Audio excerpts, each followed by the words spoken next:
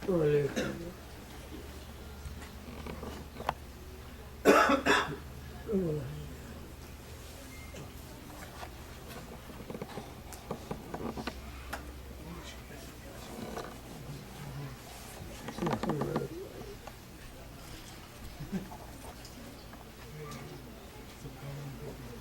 بالله السميع العليم من الشيطان اللعين الرجيم بسم الله الرحمن الرحيم الحمد لله رب العالمين والصلاة والسلام على سيدنا وشفيعنا أبي القاسم محمد اللهم صل على محمد وآله الطيبين الطاهرين المعصومين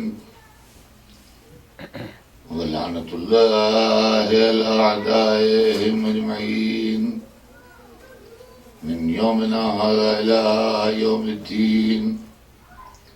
أما بعد فقد قال الله سبحانه تبارك وتعالى في كتابه المبين وهو أصدق الصادقين ولا تلبسوا الحق بالباطل وتكتموا الحق وأنتم تعلمون. صلوات بھیجنے محمد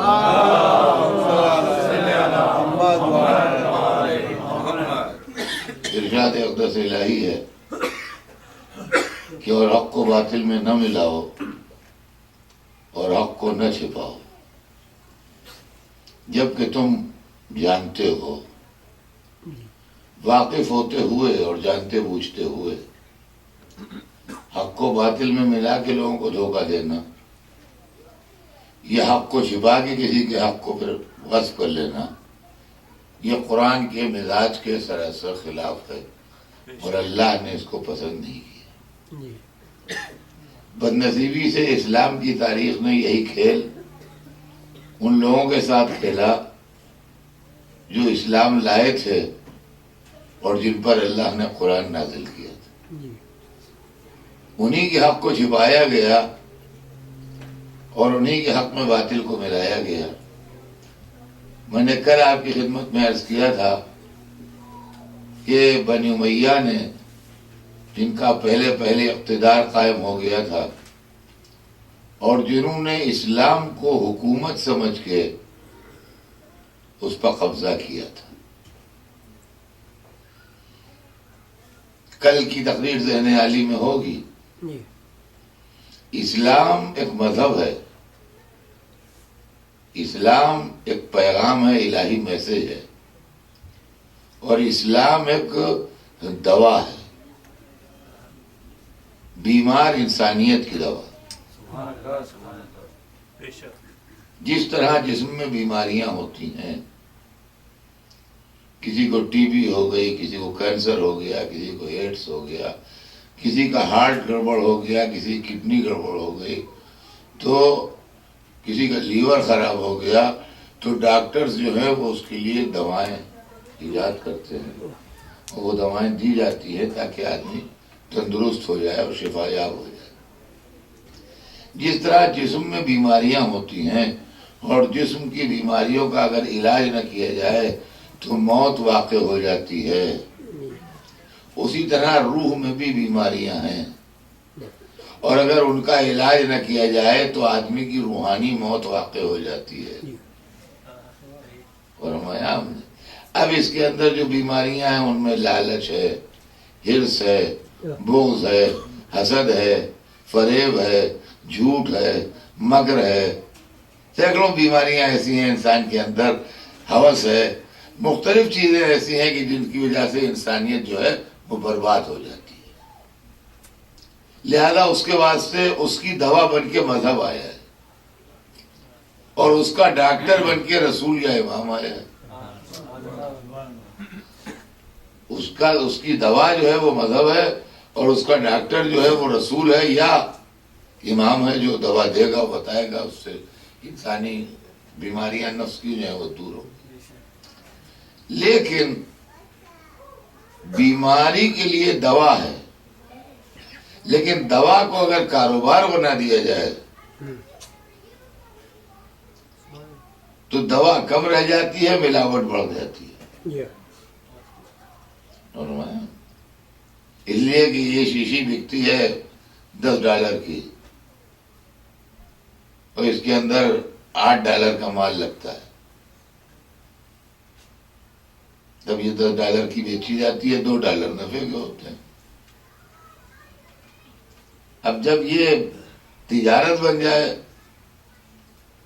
تو اس کے اندر سے مال گھٹتا جائے گا، شیشی تو رہے گی وہ $10 کی، مگر مال اس میں $8 کا نہیں ہوگا، نے $4 کر دیا، پھر $2 کر دیا، مختصر یہ کہ بالکل ہی غائب ہو جائے گا اور نقلی دوا بن جائے گی۔ یہی اسلام کے ساتھ ہوا۔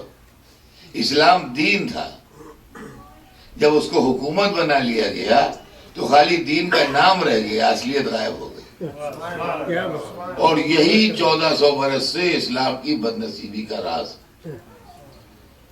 اور یہ اس لیے ہوا کہ مسلمانوں نے علم کے مرکز کو چھوڑ دیا، اس لیے کہ مشکلات کا حل علم ہے، پریشانیوں کا حل علم ہے، ترقی کا راز علم ہے، کامیابی کی کنجی علم ہے، حکومت کرنے کا دستور علم ہے، ہر چیز جو ہے وہ علم ہے۔ مسلمانوں نے جب علم کے مرکز کو چھوڑا اور حکومت کے مرکز کو پکڑا تو چند آدمیوں پاس دولت تو جمع ہو گئی، لیکن عوام مسلم جاہل بھی رہ گئے اور غریب بھی ہو گئے۔ نتیجہ یہ ہو گیا کہ مسلم ماسس کے اندر آج جس کے رسول نے آج سے 1400 برس پہلے کہا تھا کہ ہر مسلمان عورت و مرد کے اوپر علم حاصل کرنا فرض ہے، ڈیوٹی ہے، اس ملت میں آج تک لٹریسی 100% نہ ہو سکی، یہ کون سی بد نصیبی۔ آپ سوچیے، آپ کیا مسلمانوں میں لٹریسی 100% ہے؟ اور اگر نہیں ہے تو کیوں نہیں؟ ان کو جاہل کس نے رکھا؟ ان کی تعلیم کی طرف توجہ کس نے نہیں دی؟ شہنشاہوں نے عالیشان محل تو بنا لیے، اسکول نہیں بنائے، اسپتال نہیں بنائے، بیماروں کے علاج کے لیے کچھ نہیں کیا، اپنے علاج کے لیے ایک سے ایک حکیم رکھ لیے، اپنے بچوں کو تربیت دلا دی قاعدے کی، لیکن عوام الناس جو تھے وہ جاہل رہے، اس لیے کہ پڑھے لکھوں پہ حکومت کرنا مشکل ہے، جاہلوں پہ حکومت کرنا آسان ہے۔ علی کہتے رہے کہ تعلیم دو، خدا کی قسم تعلیم کے میدان میں علی کی آواز آج بھی گونج رہی ہے۔ 1400 برس پہلے جب علی نے اقتدار سنبھالا ہے تو اپنے سارے گورنروں کو ایک سرکولر بھیجا جس میں یہ تھا کہ خبردار، جتنا علاقہ تمہارے کنٹرول میں ہے اس کے اندر کوئی بچہ بغیر تعلیم کے نہ رہے،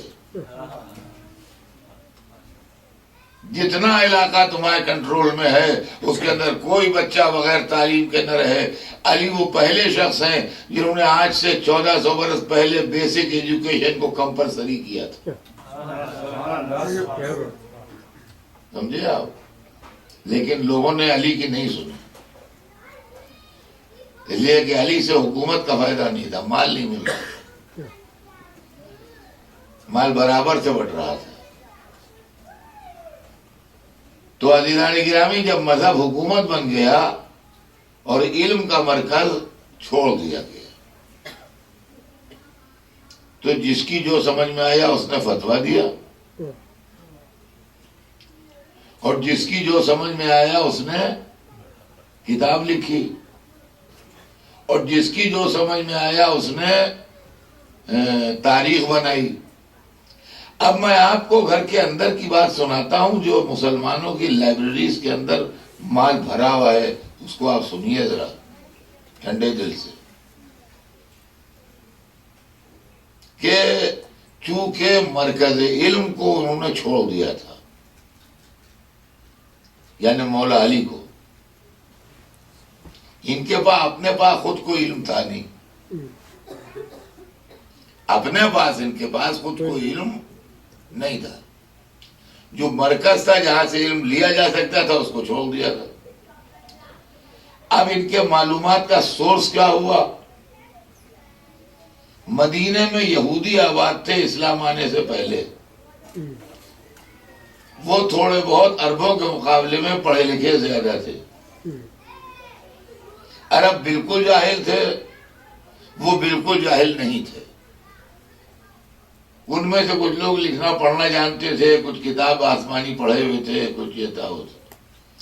تو وہ عرب لوگ جو تھے وہ اپنے معاملوں میں جھگڑا طے کرنے کے لیے، اپنے معاملات فیصل کرنے کے لیے، اپنے تعلیمی ضروریات پورے کرنے کے لیے یہودیوں سے مدد لیتے تھے.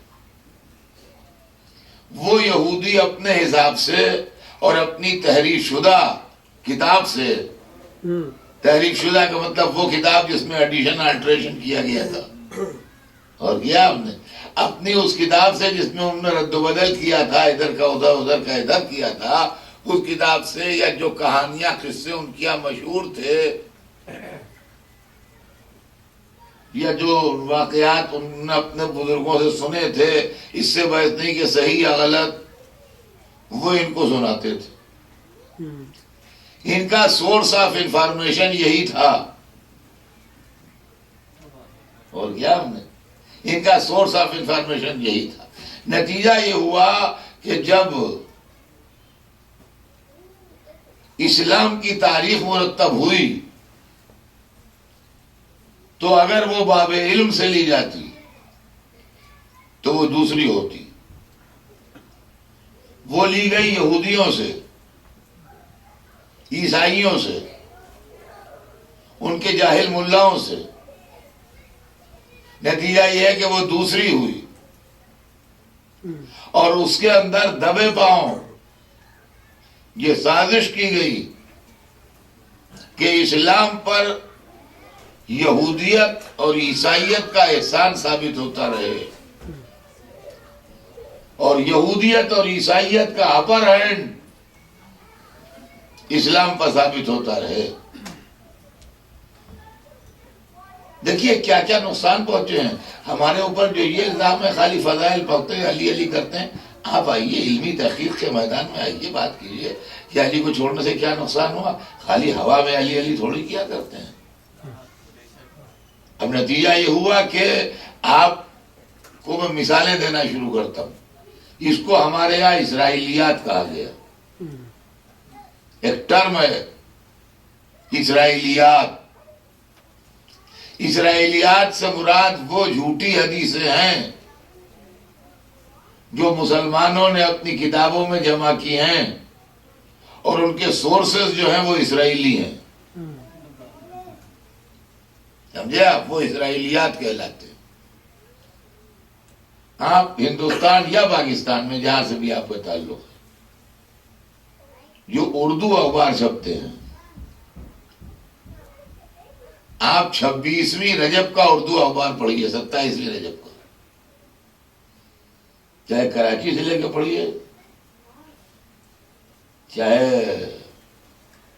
لاہور سے لے کے پڑھیے، چاہے دہلی سے لے کے پڑھیے، چاہے لکھنؤ سے لے کے پڑھیے. اردو اخبار جتنے چھپتے ہیں سب منگا لیجیے، کوئی مشکل کام نہیں ہے. اور اس کو دیکھیے، ڈیٹ یاد رکھیے 27ویں رجب. رجب کی 27ویں تاریخ ہو ہندوستانی چاند کی. اس کے اندر آپ کو معراج النبی کے لیے ایک مضمون ملے گا کسی مسلمان مولانا کے نام سے. کسی مسلمان مولانا کے نام سے اس میں معراج النبی کے لیے ایک مضمون ملے گا. اس مضمون میں ایک روایت ہوگی. روایت یہ بیان کی جاتی ہے کہ جب رسول اللہ معراج پر تشریف لے گئے تو جاتے وقت راستے میں حضرت موسیٰ سے ملاقات ہوئی. وہ بیٹھے ہوئے تھے آسمان پر کہیں، تو پیغمبروں سے بھی ملاقات ہوئی ہے معراج میں، اس میں حضرت موسیٰ سے بھی ملاقات ہوئی. ان کا کہاں جا رہے ہو؟ کہا اللہ کے پاس جا رہا ہوں. ان کا اچھا جاؤ، خدا حافظ. خیر وہ چلے گئے. جب اللہ سے مل ملا کے آئے تو موسیٰ بھی بیٹھے ہوئے تھے وہیں جہاں چھوڑ گئے تھے. تو یہ بڑے خوشی خوشی چلے آ رہے تھے. رسول اللہ جو تھے وہ جب واپس آ رہے تھے تو بڑے خوش چلے آ رہے تھے. تو موسیٰ کہنے لگے بھائی کیا لائے جو بہت خوش آ رہے ہو؟ کہنے لگے اللہ نے نماز فرض کی ہے. خوش ہو کے انہوں نے کہا کہ اللہ نے نماز فرض کی ہے. تو ان کا کتنی فرض کی ہے؟ کہا 25 وقت کی. سنیے گا ذرا، یہ آپ پڑھ لیجیے گا، میں آج آپ کو بتا رہا ہوں، رجب کو مہینہ آئے گا دیکھ لیجیے گا. کہا 25 وقت کی. ارے ان کا غضب کر دیا، تم نے ایکسپٹ کر لی، تمہاری امت نہیں پڑھوائے گی 25 وقت. ارے کہیں ایسی غلطی بھی نہ کرنا، جاؤ اللہ کے پاس واپس، اس سے بہت کم کرے، یہ بہت ہے. خیر صاحب یہ گئے اللہ کے پاس، انہوں نے کہا یا اللہ یہ 25 وقت کی بہت ہے، اس کو کم کر دے. انہوں نے کہا جاؤ 5 کم کر دیں. 5 کم کر دیں. 5 کم ہو گئی. وہاں سے پلٹے، موسیٰ نے کہا کیا ہوا؟ کہتا آپ 5 کم ہو گئی. کہا وہ یہ بھی زیادہ ہے، 20 وقت کی بھی تمہاری امت نہیں پڑھ پائے گی، اور کم کراؤ. پھر گئے 5 اس نے اور کم کر دی، اب 15 وقت کی رہ گئی. آئے موسیٰ کہہ لگے یہ بھی زیادہ ہے، پھر جاؤ. پھر گئے صاحب 5 وقت کی اس نے اور کم کر دی. اب آئے کہہ لگے اب 10 وقت کی رہ گئی. کہ یہ بھی زیادہ ہے، پھر جاؤ اور کم کرو. خیر صاحب پھر گئے، کہہ لگے معبود یہ بھی زیادہ ہے. انہوں نے 5 وقت کی اور کم کر دی. اب رہ گئی 5 وقت کی. اب یہ 5 وقت کی نماز جب لیے ہوئے آ رہے تھے تو موسیٰ کہنے لگے اب کیا ہوا؟ کہنے لگے بھائی 5 وقت کی رہ گئی. تو وہ کہنے لگے یہ بھی زیادہ ہے، اس کو کم کرواؤ. تو انہوں نے کہا اب مجھے شرم آتی ہے، اب نہیں جاؤں گا، پڑھے امت یا نہ پڑھے، بار بار جاتا ہوں، اب میرا منہ نہیں جانے کا اس کے پاس، اب نہیں جاؤں گا. چنانچہ یہ 5 وقت کی نماز فرض ہوئی ہے. اب سمجھے آپ نے 5 وقت کی نماز کی کہانی. اب آپ ایمانداری سے اس حدیث کو سوچئے، اس سے باعث نہیں کہ راوی کون تھا، یہ لکھی کس کتاب میں ہے. ایمانداری سے اس حدیث کو سوچئے آپ، اور یہ سوچئے کہ اس کے اندر 3 کیریکٹر سامنے آتے ہیں اس پوری حدیث میں، اللہ، رسول اللہ اور حضرت موسیٰ.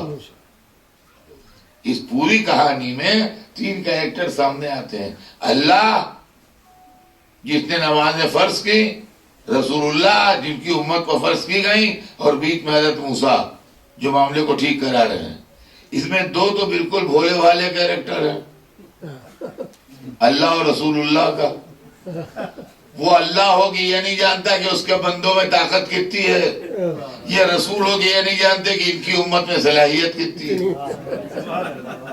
بیچ میں ایک سمجھدار کیریکٹر جو ہے وہ حضرت موسیٰ کا ہے کہ جو نبوت کیے ہوئے ہیں، ایکسپیرینسڈ آدمی ہیں، تو اس کی بھی اصلاح کر رہے ہیں، ان کی بھی اصلاح کر رہے ہیں. دیکھا آپ نے، یہ ہے اسلام، یہ ہے اسلام.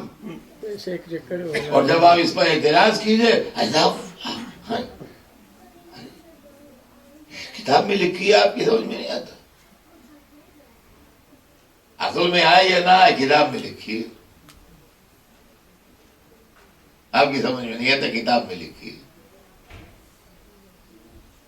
اسی طرح سینکڑوں قصے، معراج جسمانی سے انکار کہ جسمانی معراج نہیں ہوئی تھی.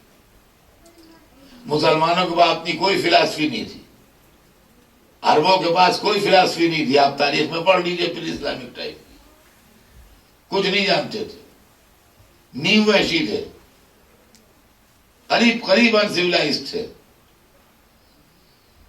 یہ حالت کا دور تھا. مسلم مولویوں نے چوری کی.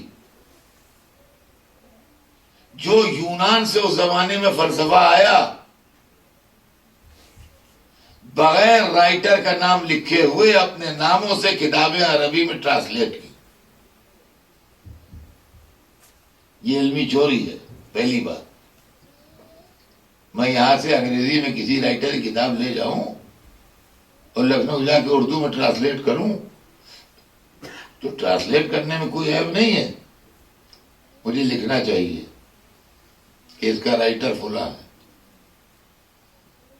مجھے البنی میں یہ کتاب ملی، مجھے پسند آئی، میں نے سوچا کہ بھائی اردو والوں کو بھی اس سے فائدہ پہنچے گا، لہذا میں نے اس کو اردو میں ٹرانسلیشن کیا ہے. اگر میں نے یہ کام کیا تو علمی دیانتداری سے میں نے اس کتاب کو لوگوں کے سامنے پیش کیا کہ جو اس کا اصلی رائٹر ہے اس کا نام بتایا اور اس کا اردو میں میں نے ٹرانسلیٹ کیا اسے. اور اگر میں نے اردو کر کے اس کو اپنے نام سے چھاپ دیا تو یہ علمی چوری ہے کہ نہیں ہے؟ مجھے بتائیے. یونان کے فلسفے کو مسلم علماء نے عربی میں ٹرانسلیٹ کر کے اپنے نام سے چھاپا. چھاپا تو نہیں، اس زمانے میں مینuscript تھے، بھارت لکھا. وہ فلسفہ تھا غلط. وہ یہ تھا کہ آسمان تلے اوپر ہے، وہ شیشے کے ہیں، اور ستارے جو ہیں وہ اس میں جڑے ہوئے ہیں، اور آسمان چکر کھا رہے ہیں. تو جو آسمان سلو چکر کھا رہا ہے اس کا ستارہ سلو چل رہا ہے، اور جو آسمان فاسٹ چکر کھا رہا ہے اس کا ستارہ فاسٹ چل رہا ہے. آسمانوں کی اسپیڈیں الگ الگ ہیں. چنانچہ چاند جو ہے وہ پہلے آسمان میں جڑا ہوا ہے اور پہلا آسمان تیز گھوم رہا ہے، لہذا چاند مہینہ بھر میں اپنا دورہ پورا کر لیتا ہے.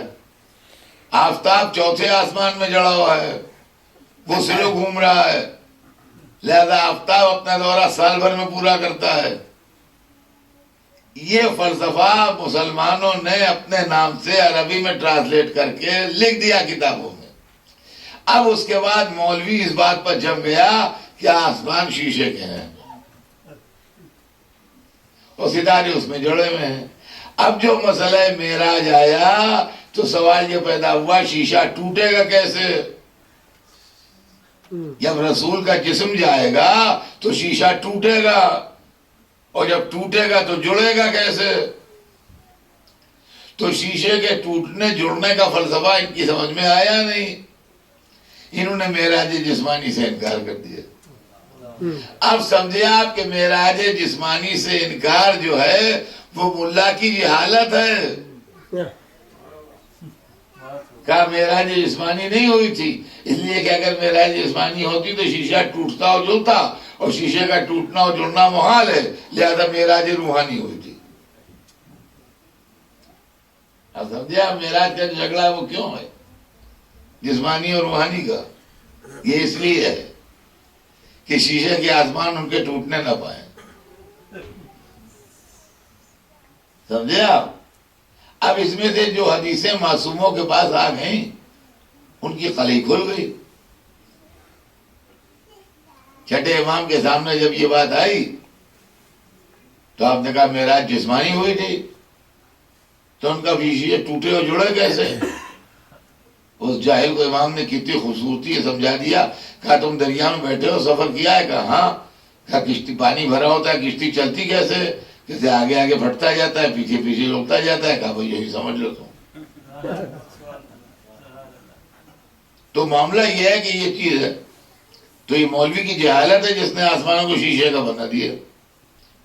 اچھا کل کی بات تھی، غور طرف دیکھیے، بات جو ہے وہ یہ ہے کہ مجھے جو عرض کرنا ہے وہ یہ کہ کل کی بات تھی 1000 برس پہلے، 1200 برس پہلے، 1100 برس پہلے. اس وقت انسان کے علم میں اتنی روشنی نہیں تھی اور غلطی کر گیا.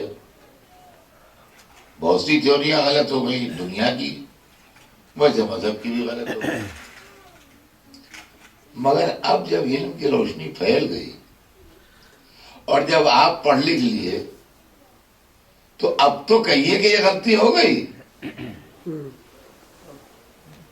بھائی اب تو کہیے کہ یہ غلطی ہو گئی، یا اب بھی اسی لکیر کے فقیر چلے جا رہے ہیں؟ رسول مرسل اعظم ہیں، 1,24,000 کے سردار ہیں، سارے پیغمبروں سے بہتر ہیں. جب کہنے پائے تو یہ سب کہہ دیا، اور جب رسالت کا وقت آیا تو کہا کہ وہ دیکھ کے ڈر گئے تھے فرشتے کو. بڑا بتائیے، دیکھ کے ڈر گئے تھے فرشتے کو. اب یہی سے معاملہ بگڑ جاتا ہے. جو مجمع اس بات کا عادی ہو کہ وہ ہر سال میلاد النبی میں یہ سنے کہ وہ فرشتے کو دیکھ کے ڈر گئے تھے، جب وہ یہ سنے گا کہ در سیدہ پر فرشتے خدمت کرنے آتے تھے تو آپ سے آپ کہے گا دیکھو رسول سے بڑھا دیا. تو اصل معاملہ جو ہے بگاڑ کا وہ یہ ہے کہ آپ جس اسٹینڈرڈ سے سنتے ہیں وہ اور ہے، ہم جس اسٹینڈرڈ سے پڑھتے ہیں وہ اور ہے. اس میں جھگڑا ہو جاتا ہے، بس اور کچھ نہیں. تو فرشتے کو دیکھ کے ڈر گئے وہ 40 برس کے سن میں، اور ڈرے ہوئے وہ گھر میں آئے کانپتے ہوئے، اور بیوی سے کہا سب ملونی، مجھے چادر اڑا دو، کمبل اڑا دو، میں ڈر گیا ہوں. وہاں غار میں جاتا تھا، وہاں مجھے ایک ایسی صورت دکھائی دی ہے، اور طبیعت اس وقت ٹھیک نہیں ہے. خیر انہوں نے جلدی سے کمبل اڑایا، پانی وانی پلایا، تسلی دی. اب ان کو کمبل اڑا کے گھر میں خاندان میں جو پڑھا لکھا ہوتا ہے، سب کوئی پرابلم آتی ہے تو آدمی اس کے پاس جاتا ہے. جو با اثر ہوتا ہے، پڑھا لکھا ہوتا ہے، اس کے پاس آدمی جا کے اپنی پرابلم کہتا ہے. بی بی خدیجہ کے کزن تھے، ورقہ ابن نوفل ان کا نام تھا، اور تورات و انجیل پڑھے ہوئے تھے. یہ دیکھیں خاص طور سے لکھا ہوا ہے کتابوں میں کہ وہ تورات و انجیل پڑھے ہوئے تھے. یہ بیچاری گئی ان کے پاس، تو کہیں گے بھائی میرا شوہر ڈر گیا ہے، وہ ڈرا وہ لیٹا ہے اپنے گھر میں، اس کا جسم کانپ رہا ہے، اس نے ایسا وہاں غار میں جاتا تھا، وہ وہاں اس کو کوئی دکھائی دیا ہے. انہوں نے جب پوری بات سنی کہنے لگے مبارک ہو، کہ ڈرنے کا مقام نہیں ہے. وہ فرشتہ تھا، اس کا نام ناموس اکبر ہے، وہ موسیٰ و عیسیٰ کے پاس بھی آتا تھا. تمہارے شوہر کو نبوت ملنے والی ہے. تو رسول اللہ کی نبوت کی خبر ایک ایسے نے دی جو تورات و انجیل پڑھے ہوئے تھا. سمجھے آپ؟ یہ ہیں اسرائیلیات. اب یہ وہاں سے خوشی آئی کہ کیا ڈرے لیٹے ہو، تمہیں تو لاٹری نکل آئی.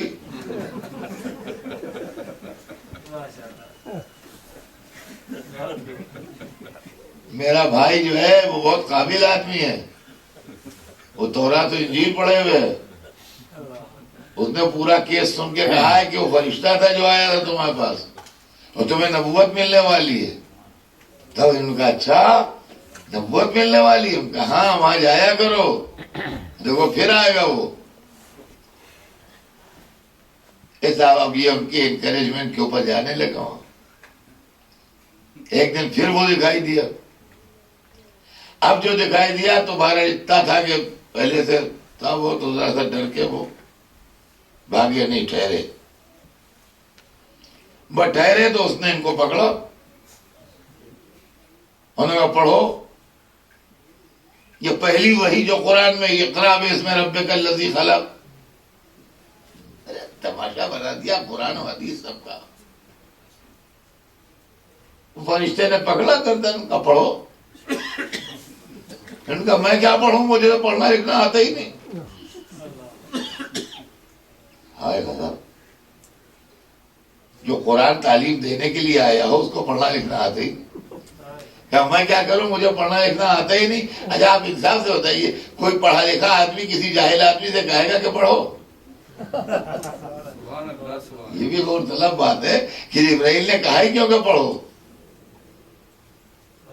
تو انہوں نے گرایا، اور گرا کے سینہ چیرا، اور سینہ چیرنے کے بعد دل نکالا، اور دل کو 2 ٹکڑے کیا.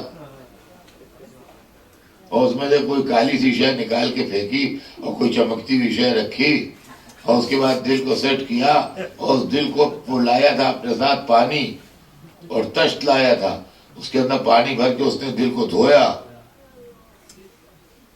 پانی وانی سب اپنے ساتھ لایا تھا وہ، اور دھلا کے اس نے پھر معلوم ہوا کہ ہارٹ سرجری کوئی نئی چیز نہیں ہے، اسلام میں 1400 برس پہلے ہو چکی ہے، سمجھے آپ؟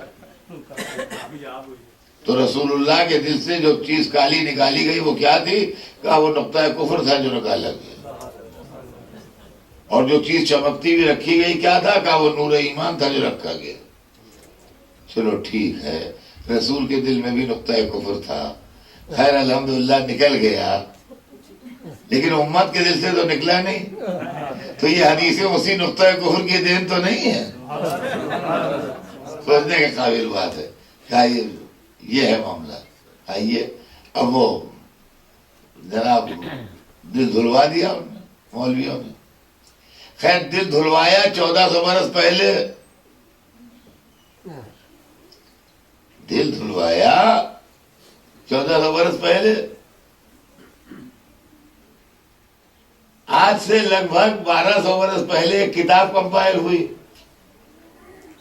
حدیث کی، جس کے لیے مشہور ہے قرآن کے بعد سب سے معتبر یہی ہے۔ اس کے اندر اس حدیث کو جگہ مل گئی، اس کے اندر اس حدیث کو جگہ مل گئی، جس کا چاہے اٹھا کے دیکھ لیں، آج بھی لکھی ہوئی ہے۔ ہماری سمجھ میں یہ بات آتی ہے کہ اس وقت جو ہوا وہ ہوا، میں مولوی کی بات نہیں کرتا، دیکھیے مولوی تو ہوتا ہے ضدی، وہ اپنے آگے کسی کی نہیں سنے گا، لیکن دوسرے مسلم انٹلیکچوئلز جو ہیں ان کو کیا ہو گیا ہے؟ واللہ میری سمجھ میں آج تک یہ نہ آیا کہ یہ اہل بیت کی دشمنی میں کون سی ایسی گڑبڑ پیدا ہو جاتی ہے کہ جو آدمی کا دماغ سن ہو جاتا ہے۔ یہ مولوی کو چھوڑ دیجیے آپ، جو مسلم ڈاکٹرز ہیں، میڈیکل سائنس سے جو واقف ہیں، اس وقت دنیا میں لاکھوں کی تعداد میں ہوں گے مسلم ڈاکٹرز، سارے گلوب کے اوپر کئی لاکھ مسلم ڈاکٹرز ہوں گے۔ ہم لوگ جو میڈیکل سائنس کے لوگ نہیں ہیں، ہمیں بھی یہ آج کی دنیا میں معلوم ہے کہ جو کچھ بھی خیالات ہیں، محبت ہے، نفرت ہے، عداوت ہے، پیار ہے، عقائد ہیں، نظریات ہیں، فکر ہے، یادداشت ہے، میموری ہے، ہر چیز کا تعلق آدمی کے دماغ سے ہے۔ دل میں نہ آپ کے میموری ہے، نہ دل میں محبت رہتی ہے، وہ محاورتاً کہتے ہیں، نہ دل میں نفرت رہتی ہے، نہ دل میں پیار ہے، نہ دل میں عداوت ہے، نہ دل میں آپ کی تصویر ہے جو دیکھ کے آپ کو دوبارہ پہچان لیتے ہیں کہ یہ فلاں صاحب ہے، نہ دل کے اندر آپ کا ریکارڈ ہے کوئی ہمارے پاس، سب دماغ میں ہے۔ ایمان بھی دماغ میں ہے، کفر بھی دماغ میں ہے، عقیدہ توحید بھی دماغ میں ہے، عقیدہ تثلیث بھی دماغ میں ہے، خدا سے محبت بھی دماغ میں ہے، بتوں سے الفت بھی دماغ میں ہے۔ دل کا رول جو ہے وہ یہ ہے کہ دل پمپنگ مشین ہے، امپارٹنٹ اعضاء میں سے ایک ہے بے شک، لیکن اس سے ان معاملات کا تعلق نہیں ہے۔ اس سے جو تعلق ہے وہ یہ ہے کہ وہ باڈی سے خون لیتا ہے، وہ باڈی کو خون دیتا ہے، یہ ہے، یہ کام ہے۔ دل کا اتنا رول ہے کہ وہ باڈی کا خون جو ہے وہ لیٹتا ہے، گھسیٹتا ہے باڈی سے، اور پھر باڈی کو واپس دیتا ہے۔ اسی لیے جب بلڈ پریشر چیک کیا جاتا ہے تو وہ دو ہوتے ہیں اس میں، ان کا اوپر کا اتنے کا ہے، نیچے کا اتنا ہے، تو وہ اسی لیے ہوتا ہے کہ وہ خون گھسیٹنے والی صلاحیت اور خون پھینکنے والی صلاحیت۔ اب اگر ملا پڑھا لکھا ہوتا تو دماغ نہ دل نہ دھلواتا، دماغ دھلواتا. دل دھلوا دینا اس بات کی دلیل ہے کہ وہ سمجھے ہی نہیں کہ دل کیا چیز ہے. اچھا خیر، کل کے مولوی نے دل دھلوا دیا تو دھلوا دیا، آج کا ڈاکٹر تو کہے کہ یہ گڑبڑ ہے حدیث. لیکن مسلم ڈاکٹرز کو بھی اتنا ہوش نہیں ہے کہ وہ کہے کہ صاحب یہ اگر گڑبڑ ہے حدیث، یہ صحیح نہیں ہے، اس کو ہم نہیں مانتے. تو عزیزان گرامی، عالم اسلام میں اس طریقے کے ہنگامے ہیں اور اس طریقے کا مال سب بھرا ہوا ہے اسلام کے اندر، جو رسول کے کردار کو بگاڑ کے پیش کرتا ہے. دوسرا سانحہ اور دوسرا ظلم جو کیا ہے بنی امیہ نے، وہ یہ کیا کہ رسول کے خاندان کو کافر بتایا، کہ رسول کے خاندان والے جو تھے وہ کافر تھے. اور رسول خود کس ماحول کے تھے؟ اب سوال یہ پیدا ہوتا ہے کہ 40 برس کے سن میں اعلان رسالت کیا. 40 برس تک یہ کیا تھے؟ اگر 40 برس کے سن میں رسالت ملی ہے تو 40 برس تک کی ان کی پوزیشن بتائیے کیا تھی؟ مسلمان تھے کہ کافر تھے؟ امتی تھے کہ نبی تھے؟ نبی تو 40 برس کے بعد ہوئے ہیں. اگر امتی تھے تو کس کے امتی تھے؟ موسیٰ کے امتی تھے کہ عیسیٰ کے امتی تھے کہ ابراہیم کے امتی تھے؟ اور جب تک امتی تھے، جب تک نبی ان سے افضل رہا ہوگا، اور جب یہ نبی ہو گئے ہوں گے تو یہ اس سے افضل ہو گئے. یہ کیا چکر چلا؟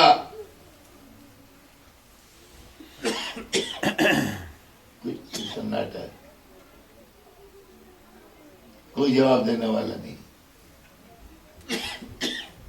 40 برس کے سن میں نبوت ملی. ہم یہ نہیں مانتے کہ 40 برس کے سن میں نبوت ملی. عیسیٰ تو پیدا ہوتے ہی کہا کہ مجھے نبی بنایا ہے، اور سب سے بڑا نبی 40 برس کے سن میں نبی بنے. یہ انصاف کی بات نہیں ہے. اور عزیزان گرامی، ہم تو رسول کی زندگی کو جو 40 برس خاموشی کے ہیں اس کو بھی کار نبوت میں شامل مانتے ہیں. اس لیے کہ جب گرمیاں آتی ہیں اور زمین تپتی ہے تو اس کے اندر اگانے کی صلاحیت ختم ہو جاتی ہے. پھر اس کے بعد موسم بدلتا ہے، بارشیں ہوتی ہیں، زمین میں نمی پیدا ہوتی ہے، تری پیدا ہوتی ہے. پھر کسان نکلتا ہے، ہل چلاتا ہے، فرٹیلائزر ملاتا ہے، کھیتوں کو درست کرتا ہے، اس کے بعد اس میں بیج ڈالتا ہے تو دانہ اگتا ہے. ایسے ہی جہالت کی آگ میں اور جہالت کی دھوپ میں ذہنوں کی زمینیں تپ رہی تھیں. اللہ نے اپنے رسول کو بھیجا جو 40 سال تک اپنے اخلاق کے پانی سے ان کو سینچتے رہے، ان کے اندر کردار کی جوہر ملاتے رہے، ان کے اندر سیرت کے اعلیٰ معیار پیش کرتے رہے. جب ان کے اندر اچھائی اور برائی، نیکی اور بدی، خیر و شر کا فرق پیدا ہو گیا، جب کہا قولوا لا الہ الا اللہ، تو کار رسالت سے الگ کی بات نہیں تھی جو رسول اللہ 40 سال تک رہے، بلکہ 40 سال میں انہوں نے اس معاشرے کو اس کا احساس دلا دیا کہ سچائی کیا ہے، امانت کیا ہے، نیکی کیا ہے، کیریکٹر کیا ہے. اور اس کے بعد کہا قولوا لا الہ الا اللہ تفلحوا، کہو اللہ ایک ہے اور فلاح پا جاؤ. تو یہاں یہ کہ 40 سال تک وہ جانتے ہی نہیں تھے. 40 سال میں نبوت ملی، اور آخر تک اس کا تو انکار ہے کہ پڑھے لکھے تو صحیح ہی نہیں، وہ تو بالکل. اور خاندان پورا کافر تھا. وہ زور ہے ابو طالب کے کفر ثابت کرنے پر کہ وہ تو کافر تھے، وہ تو کافر تھے. زندگی میں رسول اللہ کو پالا مگر کافر تھے، اسلام کی حفاظت کی مگر کافر تھے. ابو سفیان مسلمان ہو گئے تھے، ابو طالب کافر رہے. تو عزیزان گرامی، اب سمجھ میں آیا اسلام و کفر کا معیار دوسرا ہے. یہاں وہ نہیں ہے. یہاں یہ ہے کہ جو نانا کو پالے وہ کافر، جو نواسے کو روئے وہ کافر. کافر دو ہی ہیں، یا ہم کافر ہیں اس لیے کہ حسین پر روتے ہیں، یا ابو طالب کافر تھے اس لیے کہ رسول کو پالا تھا. اور مسلمان بھی دو ہیں، ابو سفیان مسلمان، یزید مسلمان. جو نانا سے لڑے وہ مسلمان، جو نواسے کو قتل کرے وہ مسلمان. یہ ہے میاں اسلام و کفر کا معیار. تو اب یہ ہے کہ جہاں بس میں ہوتا ہے وہاں کہتے ہیں، جہاں بس میں نہیں ہوتا ہے وہاں نہیں کہتے ہیں. امریکہ میں نہیں ہے بس میں نہیں کہہ پاتے ہیں. جن ملکوں میں بس میں ہے وہاں کہہ دیتے ہیں کہ بھائی شیعہ کافر ہے. اچھا اس پر ہمارے لڑکے بگڑتے ہیں نوجوان. میں کہتا ہوں کہ بگڑنے کی بات ہی نہیں ہے. کافر کوئی برا لفظ نہیں ہے. کافر کا لفظ جو ہے وہ مسلمانوں میں بدنام ضرور ہے مگر ان پارلیمنٹری نہیں ہے. یہ عربی لفظ ہے. ہم لوگ اردو بولتے ہیں اس لیے ہمیں برا لگتا ہے. اس کا ٹرانسلیشن کیجئے تو آپ کی سمجھ میں آئے گا یہ برا نہیں ہے. کافر کہتے ہیں انکار کرنے والے کو. جو کسی چیز سے انکار کرے وہ اس کا کافر ہے. عربی میں کافر کہتے ہیں انکار کرنے والے کو. جس چیز سے آپ ڈینائی کیجئے اس کے آپ کافر ہیں. سمجھے آپ؟ یہ ہے معاملہ. جس چیز کو آپ کہیں کہ بھئی یہ ہمیں نہیں پسند ہے آپ اس کے کافر ہیں. کافر مانے منکر، کافر مانے انکار کرنے والا. تو کسی چیز سے انکار کرنا جو ہے یہ کوئی گالی تھوڑی ہے. اگر کوئی کھانا آپ کو نہیں پسند ہے آپ تو کہ میں یہ نہیں کھاتا تو آپ اس کے کافر ہیں.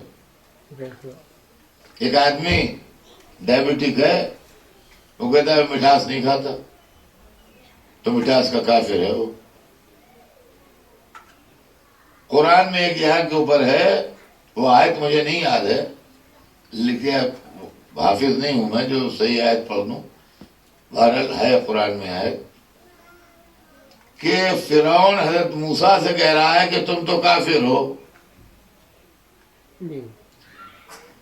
تو موسیٰ نبی سے فرعون کہہ رہا ہے تم کافر ہو. تو عربی زبان کے حساب سے ٹھیک کہہ رہا ہے.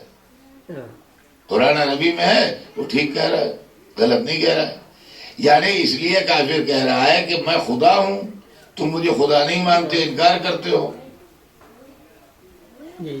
لہذا تم کافر ہو. تو جو جس شے کا انکار کرے وہ کافر ہے. اب میں آپ کو ایسی بات سناؤں پھر اس کے بعد میں آپ سے پوچھوں گا بتائیے آپ کافر ہیں کہ نہیں. رسول کے بعد جو نظام دنیا نے قائم کیا تھا ہم چونکہ اس کو نہیں مانتے لہذا ہم کافر کہے جاتے ہیں. اور اگر آج اس کو ایکسپٹ کر لے تو مومن ہو جائیں گے. اب بتائیے کافر ہونا آپ کو گوارا ہے کہ نہیں گوارا ہے؟ صلوات بھیجتے ہیں.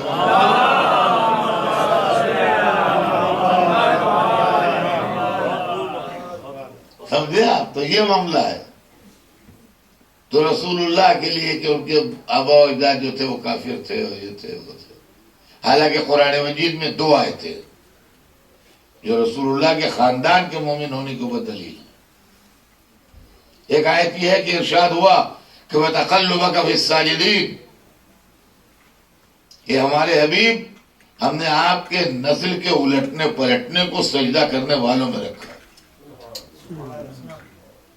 یہ قرآن کی آیت ہے. نسل کا الٹنا پلٹنا کیا چیز ہے؟ یعنی سلب آبا باپ سے یہ سے پھر ادھر آئے ماں کے شکم میں آئے پھر باپ کے سلب میں آئے پھر ماں کے شکم میں آئے. یہ اپ اینڈ ڈاؤن جو ہو رہا ہے سلسلہ چل رہا ہے. ہر آدمی آدم سے لے کے آپ تک ایک لائن بن جاتی ہے. جتنے انڈیویجول ہیں ہر ایک کی ایک ایک لائن بنی ہوئی ہے. اب ہمیں نالج میں ہو یا نہ ہو وہ بات الگ ہے لیکن ہر ایک کی ایک لائن ہے. ماں باپ ماں، دادا دادی، پردادا پردادی، اسی اپنے چلے جائیے. یہ سلسلہ چلتا جائے گا. اس کو کہتے ہیں تقلب عربی میں. تو اللہ نے فرمایا وَتَقَلُّبَكَ فِي السَّاجِدِينَ، ہم نے آپ کی نسل کے الٹنے پلٹنے کو سجدہ کرنے والوں میں رکھا. اس کا مطلب آدم سے لے کے جناب عبداللہ اور جناب ابو طالب تک جو لائن بنی ہے وہ سب سجدہ کرنے والے تھے. سمجھا؟ نمبر 1. نمبر 2 یہ کہ یہی چیز آپ پڑھتے ہیں برابر، اسی آیت کی تفسیر پڑھتے ہیں آپ، لیکن تفسیر سمجھ کے نہیں پڑھتے. یعنی وہ تفسیر کہی نہیں جاتی، وہ لفظ اس کے لیے نہیں استعمال ہوتا، مگر ہے اس کی وضاحت. اور وہ ہے کہ زیارت وارثہ میں جو آپ پڑھتے ہیں ہر شب جمعہ وغیرہ، اشہد انک کنت نورا فی الاسلام الشامخہ ولرحم المطہرہ ولم تنجسک الجاہلیۃ بانجازہا، میں گواہی دیتا ہوں کہ آپ پاک و پاکیزہ اسلام اور پاک و پاکیزہ ارحام میں نور رہے ہیں، اور جاہلیت کی نجاستیں آپ کو مس نہیں کر سکی ہیں. یہ وہی قرآن مجید کی آیت کی تفسیر ہے جو زیارت کے اندر آپ پڑھتے ہیں. آپ تو ایک تو یہ آیت ہے وَتَقَلُّبَكَ فِي السَّاجِدِينَ، ہم نے آپ کے سلسلہ نسب کو سجدہ کرنے والوں میں رکھا. اور دوسری آیت قرآن مجید میں یہ ہے کہ لَقَدْ مَنَّ اللَّهُ عَلَى الْمُؤْمِنِينَ إِذْ بَعَثَ فِيهِمْ رَسُولًا مِّنْ أَنفُسِهِمْ يَتْلُو عَلَيْهِمْ آيَاتِهِ وَيُزَكِّيهِمْ وَيُعَلِّمُهُمُ الْكِتَابَ وَالْحِكْمَةَ. ہم نے مومنین پر یہ احسان کیا ہے. لقد من اللہ علی المومنین، ہم نے مومنین پر یہ احسان کیا ہے، مومنین پر یہ احسان کیا ہے. اس بعث فیہم رسولا، کہ انہی میں سے ایک کو رسول چنا ہے. یہ نہیں کہ رسول چننے کے بعد وہ مومن ہو گئے، نہیں، انہی میں سے ایک کو رسول چنا ہے جس کا کام ہے یتلو علیہم آیات ہی، آیات الہی کی تلاوت کرے اور کتاب و حکمت کی تعلیم دے. وہ ایک الگ مسئلہ ہے. لیکن لقد من اللہ علی المومنین، ہم نے مومنین پر احسان کیا ہے کہ اس بعث فیہم رسولا من انفسہم، کہ جو انہی میں سے ایک کو رسول چنا ہے جو ان کے نفسوں میں سے ہے، یعنی ان سے بہت کلوز ہے. تو اس کا مطلب یہ ہے کہ رسول کا جو خاندان تھا وہی ہاشم، وہی عبد المطلب، وہی ابو طالب، وہی حمزہ، وہی جعفر، وہی علی، یہ سب مومنوں کا خاندان تھا. انہی میں سے ایک محمد بھی تھے جن کو رسول چنا گیا. اور عالم اسلام کا یہ اصرار ہے کہ نہیں، سب کافر تھے. اور دلیل ایسی دیتے ہیں خدا کی قسم کہ جناب اگر کافر نہیں تھے تو کعبے میں بت کیسے آ گئے؟ اگر کافر نہیں تھے تو کعبے میں بت کیسے آ گئے؟ خیر اس کا جواب تو ہم جب سے مجلسیں پڑھ رہے ہیں جب سے دے رہے ہیں، ہم سے پہلے والے بھی دے رہے تھے، لیکن ادھر تھوڑے عرصے سے اس کا جواب آسان ہو گیا. اگر 100 برس بعد کا مورخ لکھ دے کہ ہندوستان میں سب ہندو رہتے ہیں اور اگر مسلمان رہتے ہوتے تو بابری مسجد کیسے گر جاتی؟ ہندوستان میں کوئی مسلمان ہے ہی نہیں، سب ہندو رہتے ہیں. اس لیے کہ اگر مسلمان ہوتے اور جس ملک میں 20 کروڑ مسلمان رہتے ہوں اس ملک میں کہیں مسجد گر سکتی ہے؟ ارے عقل میں آتی ہے آپ کے بات؟ تو یوں تو آسانی سے عقل میں نہیں آئے گی. بے شک کسی کے بعد کہ اس ملک میں 20 کروڑ مسلمان رہتے ہو اس میں مسجد گر جائے، لیکن یوں سوچیے آپ کہ 20 کروڑ چاہتے تھے نہ گرے مگر 80 کروڑ چاہتے تھے گر جائے. تو جو 80 کروڑ نے چاہا وہ ہوا، جو 20 کروڑ نے چاہا وہ نہیں ہو پایا. عزیزان گرامی، یہی معاملہ ہے کہ ایک خاندان اور ایک قبیلہ چاہتا ہو یا نہ چاہتا ہو، جو پورا مکہ چاہتا ہے تو وہی ہوگا جو وہ چاہتے تھے. یہ کوئی دلیل ہوئی؟ آپ سوچیے، بتائیے. لیکن ابو طالب کے لیے کہ وہ کلمہ نہ پڑھا، کلمہ نہ پڑھا، داڑھی ہلا ہلا کے اور سر ہلا ہلا کے کہ رسول اپنا کان قریب لے گئے مگر انہوں نے کلمہ نہ پڑھا، جیسے دوسرا کان ان کا لگا ہوا تھا یہ سن رہے تھے۔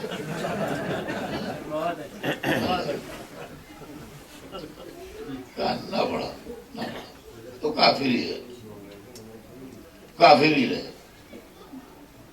ہاں ابو سفیان مسلمان ہو گیا تھا، جو بدر میں لشکر لے کے آیا، احد میں لشکر لے کے آیا، خندق میں لشکر لے کے آیا، زندگی بھر مسلمانوں کو ٹارچر کرتا رہا، وہ مسلمان ہو گیا۔ ابو طالب جنہوں نے رسول کی جان بچائی، اپنے بچوں کی جان پیش کر دی، ان کے بدلے میں تکلیفیں اٹھائیں، پریشانیاں جھیلیں، وہ کافر ہی رہے۔ تو بھائی اگر یہی معاملہ ہے تو اسی کی دعا کر لو کہ اللہ کافروں کو الگ رکھے، مسلمانوں کو الگ رکھے، تم کو وہاں رکھے جہاں ابو سفیان رہتا ہے، ہم کو وہاں رکھے جہاں ابو طالب رہتے ہیں۔ کیا بات ہے؟ تو عزیزان گرامی، رسول اللہ کے خاندان، رسول اللہ کے رشتہ داروں، رسول اللہ کے گھر والوں کا کریکٹر اسٹیمیشن کیا۔ رسول کے باپ دادا، رسول کے بزرگ، ان کو کافر بتایا گیا خلاف قرآن۔ جنہوں نے خدمت کی اسلام کی، ان کو برا کہا گیا۔ بنی امیہ کے کلیجے میں جو حفاظت رسول کی وجہ سے ابو طالب کی طرف سے آگ بھڑک رہی تھی، اس آگ کو یوں نکالا کہ چونکہ انہوں نے رسول کو پالا ہے، آپ دیکھیے اسلامی حدیث ہے تو آپ کو پتہ لگے گا، چونکہ انہوں نے رسول کو پالا ہے لہذا اللہ انعام کے طور پر ان کے عذاب میں کمی کرے گا۔ اب سنیے اللہ کا انعام بھی سن لیجیے۔ انعام کیا دے گا؟ انعام یہ دے گا کہ ان کو جہنم میں گٹو اتار کے کھڑا کر دے گا۔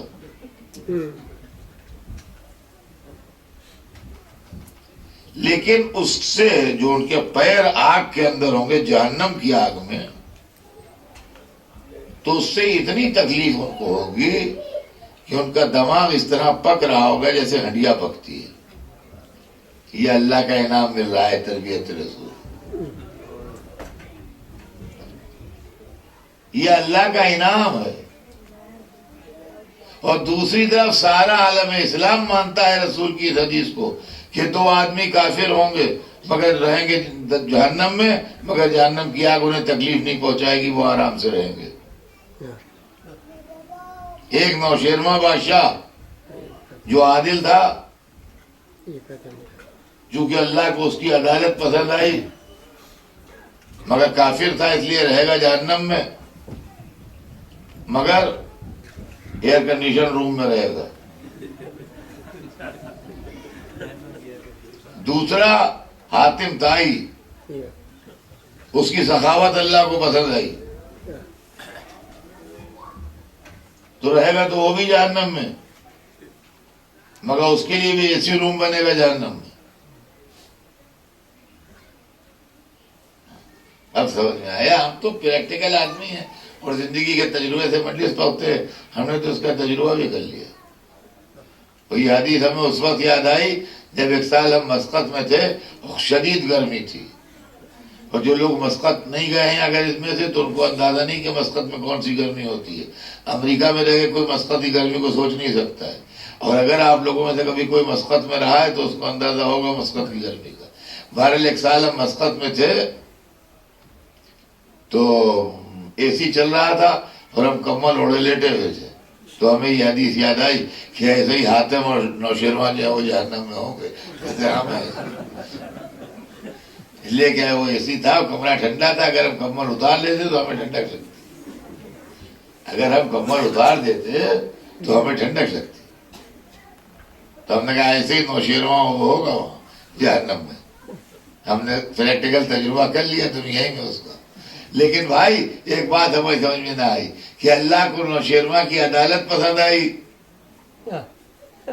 تو اس نے جہنم کو ٹھنڈا کر دیا، اللہ کو حاتم کی سخاوت پسند آئی تو اس نے جہنم کو ٹھنڈا کر دیا، مگر اللہ کو ابو طالب کا محمد کو پالنا پسند نہیں آیا۔ سوچیے تو صحیح، کون سا اسلام ہے، کون سا مذہب ہے؟ یہ کچھ بھی نہیں، یہ دشمنی آل محمد کے جلے پھپولے ہیں جو پھوڑے جا رہے تھے تاریخ میں، اور یہی اسلامی تاریخ بن کے ہمارے سامنے آیا ہے۔ یہ اہل بیت کا حق ہے جو چھپایا جا رہا ہے کہ وہ تو یہ ہے، وہ تو وہ ہے، وہ تو وہ ہے، اس طرح کی واقعات، اور سارے معاملات کا نچوڑ اس وقت سامنے آیا جب یہ ساری گندگیاں اور ساری غلاظتیں جو ہیں وہ جا کے یزید کو سپورٹ کرنے لگی۔ آج عالم اسلام جو باتیں چاہے بنائے، لیکن در حقیقت 1400 برس سے کسی کے پاس جواب ہے نہیں۔ دیکھیے وہ جو دو نظام بنے تھے، اس لیے کہ اسلام میں 2 پارٹی سسٹم ہے، تیسری پارٹی ہے ہی نہیں۔ امریکہ میں، برٹن میں چھوٹی چھوٹی پارٹیاں ہیں بھی، تو وہ الیکشن نہ جیت پاتی ہوں مگر ہیں۔ اسلام میں ہے ہی نہیں، کسی نے کلیم ہی نہیں کیا 1400 برس سے۔ وہاں بالکل 2 پارٹی سسٹم ہے، یا اہل بیت کی پارٹی ہے یا اصحاب کی پارٹی ہے، ادھر یا ادھر جائیے یا ادھر جائیے، اس کے علاوہ تیسرا راستہ ہی نہیں۔ تیسرے نے کلیم ہی نہیں کیا آج تک، یا یہ پارٹی ہے یا وہ پارٹی ہے۔ جب ہم نکلے یہاں سے اور ہمیں جانا تھا، جلدی تھی، ایئرپورٹ جانا تھا، ہم نے کہا ہم کدھر جائیں، بتا دیے راستہ، ہم اجنبی ہے یہاں۔ ہم نے کہا ایسا ادھر بھائی ہاتھ کی طرف سڑک جا رہی ہے، ادھر چلے جائیے گا، 1-2 میل جائیے گا تو آپ کو ایئرپورٹ کی سائن ملیں گے، اس کو فالو کرتے چلے جائیے۔ ٹھیک، چل دیے ہم، 2-4 میل آگے گئے، ایئرپورٹ کے سائن نہ ملے، اور آگے بڑھے تو سمندر آ گیا۔ یہ کیا آفت آ گئی، ہم تو ایئرپورٹ جا رہے تھے، سمندر کا نہ رہا۔ اب وہاں جو لوگ کھڑے تھے انہوں نے کہا بھیا ایئرپورٹ کہاں ہے؟ ان کا یہاں کہاں ہے، سمندر میں آ گیا، ایئرپورٹ دوسری طرف ہے، بالکل جسٹ اپوزٹ ادھر ہے۔ ارے فلائٹ بھی مس ہوئی، نقصان بھی ہوا، سب کچھ ہوا، وہاں سے پلٹے، ہاں سے کہا جی آپ نے ہمیں بہکا دیا۔ تو اگر آپ اتنا کہہ دیتے کہ میری ساری مجھے افسوس ہے اور مجھے ڈائریکشن کا خیال نہیں رہا، میں نے آپ کو لیفٹ ہینڈ سائڈ بتا دیا، اس میں رائٹ ہینڈ سائڈ مجھے کہنا چاہیے تھا، غلطی ہو گئی مجھ سے، معاف کیجیے گا۔ تو چلو میرے دماغ میں ہوتا ہے انسان ہے، غلطی ہو سکتی ہے، لفظ کچھ کا کچھ منہ سے نکل سکتا ہے، دماغ میں آدمی کے بعد وقت کوئی فکر ہوتی ہے، بعد وقت کوئی فکر ہوتی ہے، ان کی نیت بری نہیں ہوگی۔ لیکن اگر آپ وہاں مجھ سے بحث کرنے لگے کہ صاحب اب سمندر آ گیا ہوگا تو دنیا ہے کچھ بھی ہو جائے، کل تک تو ایئرپورٹ وہیں پہ تھا۔